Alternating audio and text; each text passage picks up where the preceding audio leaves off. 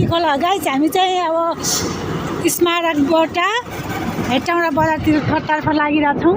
यो चाहिँ हेटौँडा राप्ती पुल है। हेटौँडा बजार जानु ठ्याक्क राप्ती पुल कटेपछि ठ्याक्कै हेटौँडा बजार आइपुग्छ गाइज। हेर्नु हेटौँडा बजारको नाइट सिन है, नाइट सिन देखाएर नाइट सिन क्या दामी देखिरहेको छ गाइज। बत्ती बलेर यहाँ दुईजना कपाल डेटिङमा छ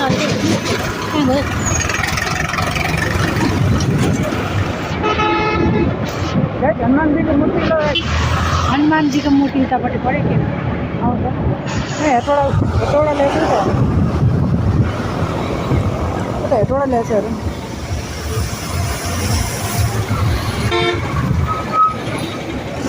हनुमानजीको मूर्ति हनुमानजीको मूर्ति हो।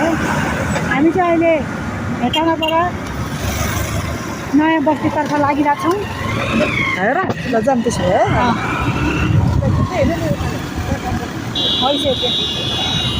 धेरै लामो भयो कि रोपे होइन पर्दैन। केबल कार हो गाइज। यो चाहिँ कहाँ जाने केबल कार हो थाहा छैन, तर केबल यो चाहिँ हाम्रो हेटौँडाको यो तार हो क्या, तार गाइज। हेर्नु तारको अवस्था यस्तो छ। केबल कार यो चाहिँ केबल तार है। यो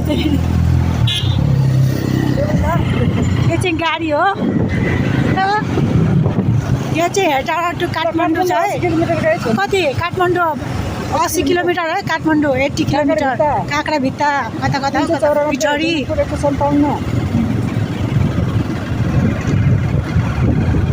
काटकुट पारेर गर्नुपर्छ कि है।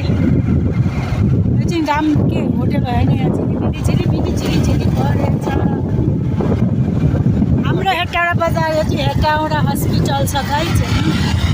हेटौँडा हस्पिटलमा देखाइरहेको छु तपाईँहरूलाई।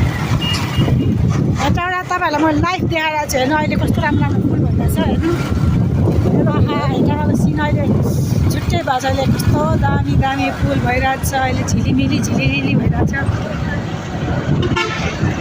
हेटौँडा बजार हाम्रो के घर पर्यो होइन। जुत्ता दोकान सब यहाँ बनायो।